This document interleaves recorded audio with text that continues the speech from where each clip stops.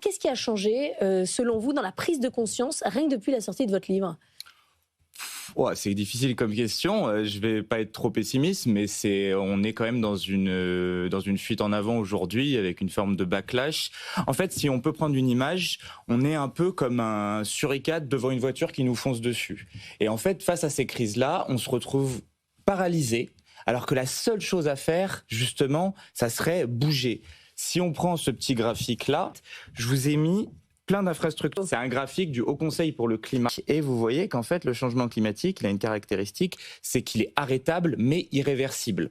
Dans ce cadre-là, tout ce qu'on a dimensionné, on l'a dimensionné sur des conditions climatiques passées. Il suffit de voir les scènes de tempête qu'on a vues. Moi, en arrivant dans votre studio, il y a tout qui est par terre. Encore hier soir, absolument. Voilà, vous me disiez que vous aviez un pot de départ et vous avez été surpris sur votre terrasse. Or, le problème, c'est que le climat du passé, il ne reviendra jamais.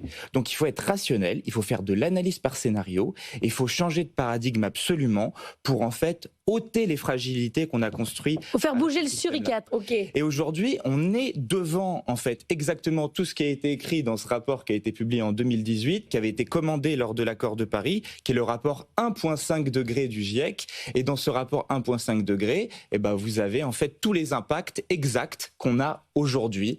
Et donc, en fait, ce qui se produit, c'est que là, vous avez un rapport du GIEC qui est devenu profondément la réalité.